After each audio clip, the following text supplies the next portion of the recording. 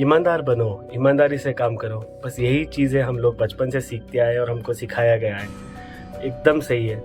What if मैं आपको एक बात बताऊँ कि वही ईमानदारी की वजह से किसी का प्राण गया तो क्या लगेगा, और प्राण किसी अरे-गरे व्यक्ति का नहीं कि एक युवक का जो मेहनती हो और पढ़ाई में अच्छा हो और उसका प्राण चला जाए। जी हाँ, आज का ये कहानी यही दर्शाता है कि ईमानदारी की वजह से कैसे उसका प्राण गया और उसको मारने वाले और कोई नहीं बल्कि उसके दोस्त लोग हैं। 28 अगस्त एक लड़के ने अपनी माँ को फ़ोन किया। जैसे उसकी माँ ने फ़ोन उठाया तो वो लड़के का आवाज़ काँपते हुए बता रहा है कि माँ मुझे बचाओ, मुझे किसी ने किडनैप कर लिया है, पता नहीं मैं कहाँ हूँ, मुझे यहाँ पे बांध दिया गया और मुझे रोज़ बहुत टॉर्चर दे रहे हैं, माँ मुझे बचाओ बचाओ। उसकी माँ ये ना कुछ कह पाती या कुछ समझ पाती, वहाँ से कॉल तुरंत कट हो जाता है। फिर थोड़े समय के बाद वही नंबर से फिर से उसको कॉल आता है। इसकी माँ वो आस पे रहती है कि हाँ वापस मेरे बेटे ने कॉल किया है।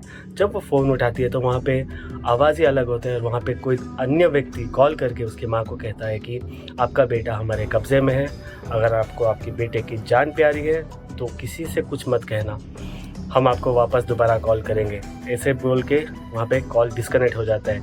अब यहाँ पे परेशान उसकी माँ उसको समझ में नहीं आती कि करे तो आखिर करे क्या। तो दोस्तों, आज का कहानी समझने के लिए हमको और कहीं नहीं बल्कि हमारे ही पड़ोसी मुल्क बांग्लादेश में जाना पड़ेगा। बांग्लादेश में चिटागोंग नामक शहर पे 18 या 19 वर्ष का नौजवान व्यक्ति शिबिल सादिक हृदय, जो एक गरीब परिवार से बिलोंग करता था और एक कम उम्र में ही वो अपना पढ़ाई खुद देखता था और अपने घर का परिवार का वो खुद ख्याल करता था। जी हाँ, पेशे से ही इनके पिताजी एक ट्रक ड्राइवर और इनकी माँ हाउसवाइफ थे। तो दोस्तों, शिबिल पढ़ाई में हमेशा बहुत तेज़ रहता था और हमेशा अव्वल नंबर आता था, लेकिन उसके सपने उतने ही बड़े होते थे।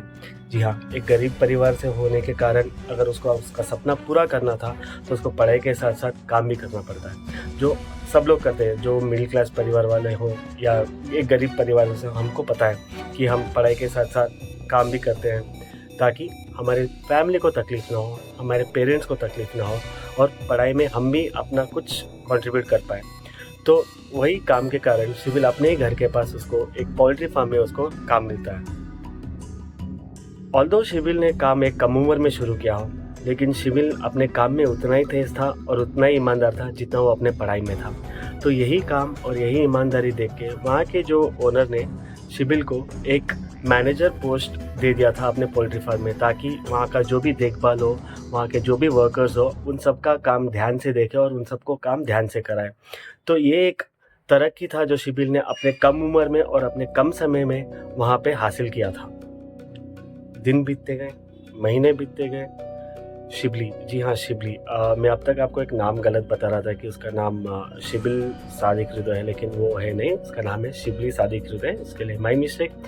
जैसा कि मैं बता रहा था कि शिबली जो है अपने काम में इतना तरक्की करने लगा और उसने इतना पैसा इकट्ठा कर दिया था कि वो अपना कॉलेज काफ़ी खुद भर पा रहा था और साथ साथ वो अपना परिवार का भी देखभाल कर रहा था। जी हाँ, तो एक मिडिल क्लास लड़के के लिए या गरीब परिवार से जो लड़का हो उसके लिए एक छोटा सा सपना है कि हाँ इतने कम उम्र में 18 या 19 की उम्र में मैं अपना परिवार का देखभाल कर रहा हूँ और साथ साथ मेरा खुद का भी पढ़ाई का मैं खुद देख रहा हूँ। तो ये सब चीज़ें देख के शिबली भी खुश था और उसके परिवार वाले भी बहुत खुश थे। कमाने के साथ साथ शिबली ने थोड़ा बहुत पैसा भी ना अपने अय्याश के लिए, ना अपने खर्च के लिए, ना अपने आलतू फालतू खर्च के लिए उसने कभी भी सेव नहीं किया था, क्योंकि शिबली के दोस्तों के अकॉर्डिंग, उसके फैमिली वाले, अड़ोस पड़ोस वालों के अकॉर्डिंग शिबली बहुत प्यारा, अच्छा और ईमानदार लड़का था। पोल्ट्री फार्म में काम करते करते शिबली के वहाँ पे बहुत सारे दोस्त लोग बन गए थे, मतलब काफ़ी दोस्त लोग बन गए थे। हमको पता है कि अगर हम कहीं काम करते हैं तो ऑटोमेटिकली दोस्त बन जाते हैं, लेकिन प्रॉब्लम ये था शिबली 18-19 के वर्ष का होने के कारण और वहाँ पे जितने भी वर्कर्स थे वो सारे शिबली से एक 4 या 5 साल ही बड़े होते थे और शिबली रहा एक छोटा सा नौजवान टीनेज लड़का। तो थोड़ा बहुत अनबन होता था उनमें, क्योंकि अभी ये लड़का जो हमसे 4-5 साल छोटा है ये हमको मैनेज कर रहा है और हमको ऑर्डर्स दे रहा है। तो ये बात वहाँ पे हर एक वर्कर्स को थोड़ा बहुत चुभता था।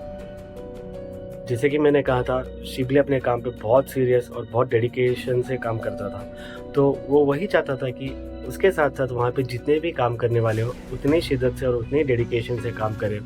लेकिन ये चीज़ थोड़े लोगों को पसंद नहीं आता था और जिससे शिबली का और उनका थोड़ा बहुत तू में होता था, लेकिन फिर भी शिबली वहाँ उतने चीज़ों को ध्यान में ना रखते हुए अपने काम से काम रखता था। और जबकि अगर कुछ झगड़ा वगड़ा ज़्यादा हो गया हो तो वहाँ के ओनर को बता देता था, और वहाँ पे ओनर आके इन दोनों के बीच में या जितने भी लोग हैं उनके बीच में से जो अनबन रहता था वो मिटाता था, और काम में से चालू होता रहता था। कॉलेज की छुट्टियां होने के कारण शिबली अब काम पे दिन को जाता था, और जैसे शाम पे काम ख़त्म होता था वो अपने घर वापस लौटता था। तो बस यही चीज़ यही दिन रिपीट होता गया, और शिबली अपने काम में मस्त मगन रहता था। उसको ना कोई टेंशन, मतलब वो उतना सोचता नहीं था कि हाँ आज मैंने शायद किसी को कुछ कहा हो या किसी को कुछ बुरा लगा हो। मतलब वो अपने काम से काम रखता था। उसको ये लगता था कि हाँ ये सब चीज़ें काम पे होता रहता है, इसको बस काम पे रखें, इसको ज़्यादा दिमाग में ना रखें। लेकिन एक दिन क्या होता है, 28 अगस्त 2023, ठीक 1 साल 1 महीने पहले, रोज़ की तरह शिबली काम को जाता है। अपना काम पूरा ख़त्म करके शाम को उसको वापस घर लौटना पड़ता है।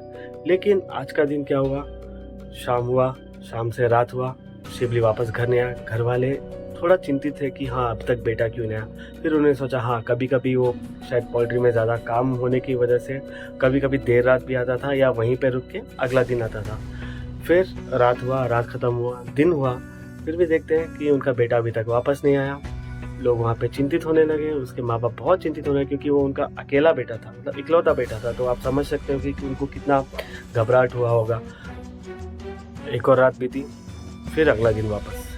अब इस बार दोनों माँ बाप बहुत टेंशन में, आसपास पड़ोस उनके जितने भी सारे शिबली के दोस्त थे सबसे पूछने लगे कि क्या आपने मेरे बेटे को देखा, क्या मेरे बेटे के बारे में कुछ पता चला। लेकिन किसी को कुछ कानो कान खबर नहीं कि हुआ क्या है, क्या हुआ था।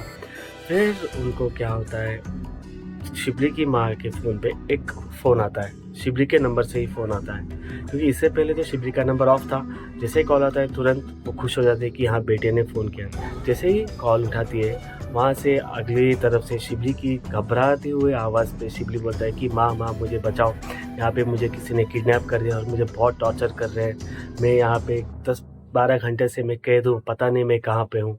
उसकी माँ कुछ बोल पाती, कॉल डिस्कनेक्ट होते ही शिबली की माँ वापस वही नंबर पे दोबारा कॉल ट्राई करते हैं। लेकिन जैसा आपको पता होता है, अगर आप किसी को कॉल करते हैं और वहाँ से डिस्कनेक्ट होता है तो आपको ऑटोमेटिक एक वॉइस रिकॉर्ड आता है, तो वही उनको सुनाई दे रहा था।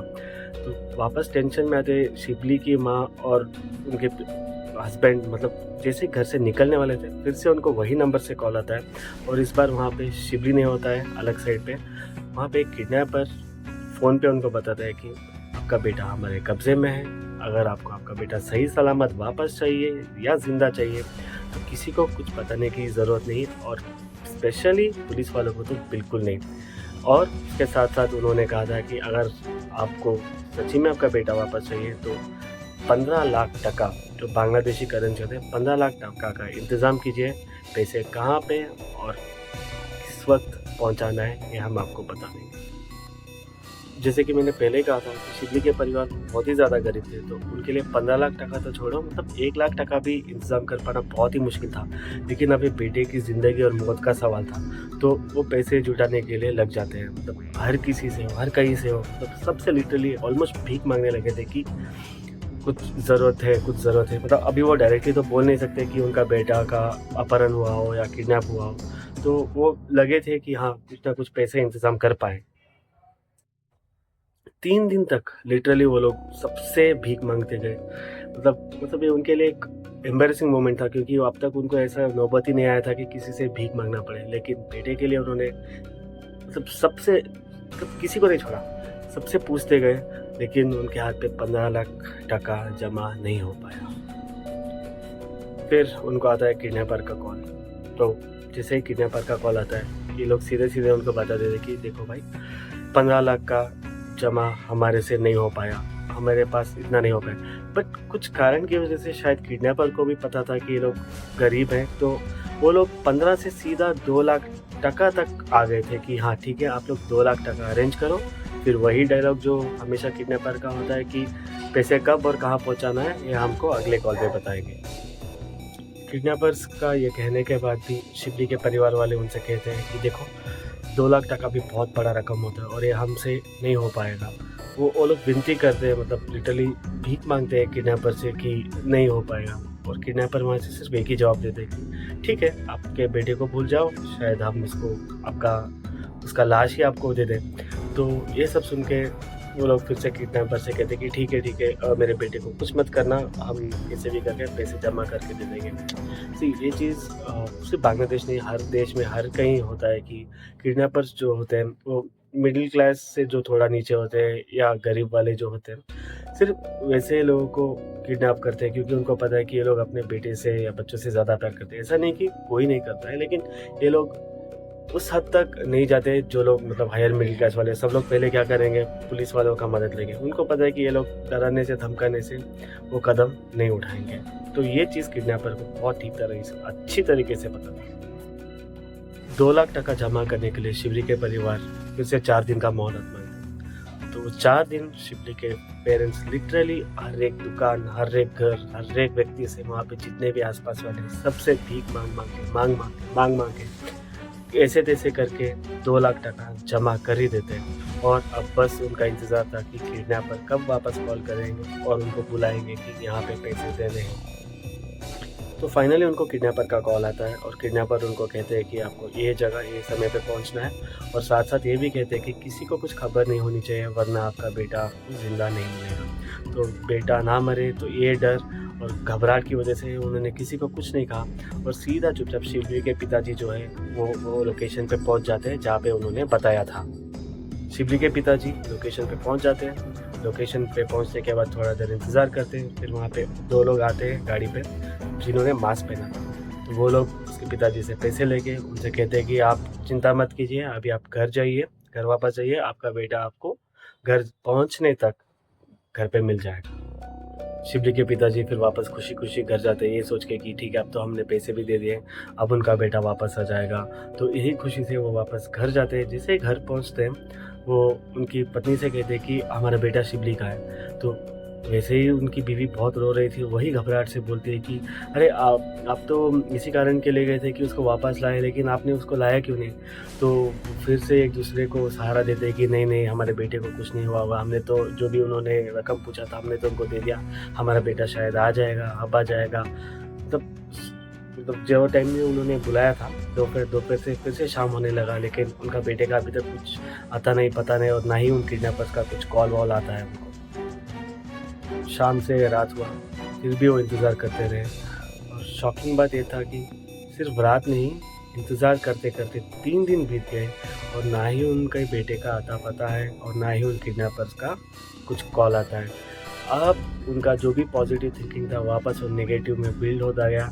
फाइनली इन्होंने सोचा कि ठीक है, हम अभी पुलिस वाले को इन्फॉर्म करते हैं, जो इन्होंने पहले ही करना था। लोग अक्सर यही गलती करते हैं, पुलिस वालों को ना इन्फॉर्म करते हुए। तो यही गलती ये लोग करते हैं और फाइनली पुलिस वालों को जाके पूरी कहानी ये लोग बताते हैं कि क्या क्या हुआ है। तो वहाँ पे पुलिस वाले अपने तामझाम में लग जाते हैं। अब सारा डिटेल लेकर पुलिस वाले एफआईआर दर्ज करते हैं। तो एफआईआर दर्ज करने के बाद पुलिस वाले बैकवर्ड से काम करना शुरू करते हैं कि शिवली के साथ क्या क्या हुआ था, शिवली कहाँ पे काम करता था, उसके कौन कौन दोस्त लोग थे, उनसे कैसा उसका रिश्ता था, पोल्ट्री फार्म के ओनर से उसका कैसा रिश्ता था। तो हर एक चीज़, हर एक डिटेल 1 बाय 1 पुलिस वाले इकट्ठा करते गए। इन्वेस्टिगेशन करते करते पुलिस वालों को एक बात पता चलता है, जो शिवली की माँ उनसे कहते हैं कि एक टाइम पे शिवली का और उसके साथ जो काम करते हैं उनके बीच में एक थोड़ा सा झगड़ा हुआ था। तो ये क्लू जैसे पुलिस वालों को मिलता है, वो तुरंत कुछ टाइम वेस्ट नहीं करते हुए सीधा जाते हैं पोल्ट्री फार्म पहुंचते ही पुलिस वालों ने सीधा उन 6 व्यक्तियों को गिरफ्तार कर दिया था जिसका शिवली के साथ झगड़ा हुआ था। और उनको गिरफ्तार करते ही पुलिस वालों ने अपना इन्वेस्टिगेशन शुरू किया। तो इन्वेस्टिगेशन के स्टार्टिंग स्टेज में क्या होता है, वो 6 लोग बताते हैं कि नहीं सर, हम लोग तो बेगुनाह है, हमने तो कुछ नहीं किया, हमको पता नहीं है।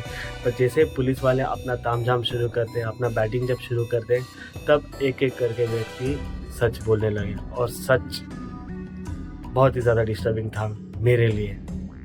28 अगस्त शाम को जब शिवली काम ख़त्म करके घर जाने वाला था, तब ये लोगों ने शिवली का किडनैप करके, मतलब जो उसके साथ झगड़ा हुआ था वो चीज़ का रिवेंज लेने के लिए शिवली का पहले किडनैप करते हैं। तब उनका प्लान एक्चुअली ये था कि शिवली को बस टॉर्चर दे, थोड़ा बहुत मारपीट करे, फिर उसके बाद उसको रिहा करे, बस यही उनका प्लान था। हाँ, और टॉर्चर के साथ-साथ थोड़ा बहुत पैसे माँग लेंगे, फिर शिबली को छोड़ देंगे। तो प्लान के हिसाब से सब कुछ सही चल रहा था। लेकिन तब क्या होता है, शिबली इन लोगों में से 2 लोगों को पहचान जाता है कि हाँ, ये तो वही लोग हैं जो हमारे पोल्ट्री में काम करते हैं।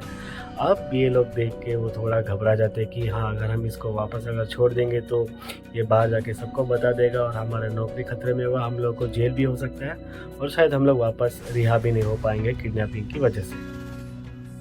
अब खुद को बचाने के लिए इनके दिमाग में और कुछ नहीं आता है। जहाँ पे वो किडनैप किए थे वहाँ पे टेबल पे उनके पास जो चाकू मिलता है, वो चाकू से उस शिबली को इतना मारते हैं कि बहुत ही ज़्यादा ब्लड लॉस की वजह से शिबली अपना प्राण वहीं पे त्याग देता है। तो मतलब उसी दिन शिबली का मर्डर वहीं पे हो गया था। तो अब तक जो ये सिर्फ किडनैपिंग का केस था, वो किडनैपिंग से सीधा मर्डर केस पे आ चुका था।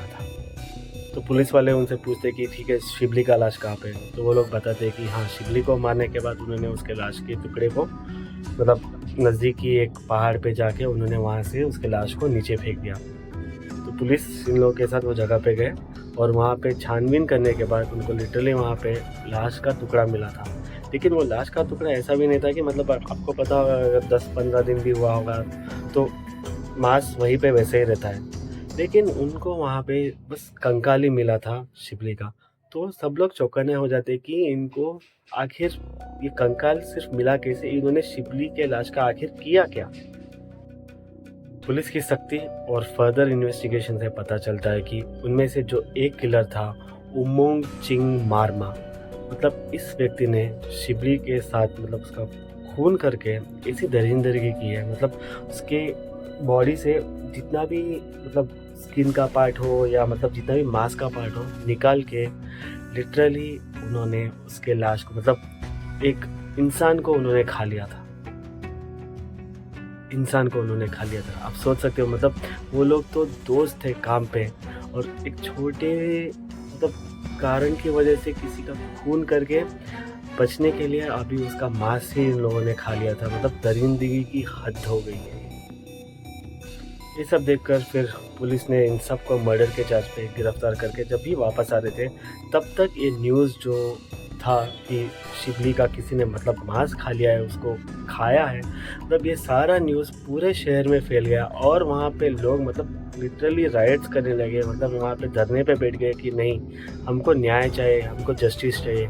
जैसे आप सोचो कि पुलिस का जैसे गाड़ी वहाँ पे क्रॉस हो रहा है, वहाँ पे लोग मौजूद, भीड़ मौजूद, तो भीड़ ने क्या किया, उनको आगे जाने ही नहीं दिया और मेन अक्यूज़ जो था उसको घसीट के बाहर निकाल के पब्लिक ने उसको इतना मारा कि वहाँ पे जो व्यक्ति था उसका प्राण ही चला गया। मतलब एक तरफा देखा जाए तो मतलब जस्टिस तो पब्लिक ने दे दिया, मतलब उन्होंने ना कुछ कोर्ट कचहरी का उन्होंने इंतज़ार किया, कुछ उन्होंने किसी का वेट ना करके जो जस्टिस था उन्होंने वहाँ पे उसको दे दिया था। फिर बड़ी मुश्किल से पुलिस वालों को लाठीचार्ज करना पड़ा और उनको मतलब गैस छोड़ना पड़ा ताकि भीड़ क्लियर हो और पुलिस वाले बाकी जो भी अपराधी हैं उन सबको कोर्ट कचहरी तक लेके जाए और उसका बाकी का जो भी है वारदात वो हो पाए। तो बस यही एक कहानी थी कि कैसे एक ईमानदार लड़के का किसी ने प्राण ले लिया बस एक छोटे से झगड़े की वजह से। तो यही कहना चाहता हूँ कि पता नहीं कि इस मोड़ पे क्या कुछ हो सकता है, लेकिन मैं तो इस कहानी से देख सकती हूँ कि हाँ, पब्लिक ने जो भी कदम लेना था अच्छा कदम लिया, एटलीस्ट एक छोटा सा जस्टिस तो उसको मिला है। अब आगे का अभी फिर भी मुझे ये पता चला है कि इसका जो भी अभी भी कारोबार इसका चल रहा है, मतलब इन्वेस्टिगेशन अभी भी चल रहा है ये केस, अभी तक इसका कुछ एग्जैक्ट डिसीजन नहीं मिला है। तो दोस्तों, आपको कैसा लगा ये कहानी? अगर कुछ मैं चेंजेस कर पाऊँ या समझा पाऊँ प्लीज़ डेफिनेटली आपका कमेंट और आपका साथ ज़रूर चाहिए। Thank you so much for watching till now. If you like the video please video share subscribe करो एंड और बहुत ज़्यादा प्यार दो। Thank you so much.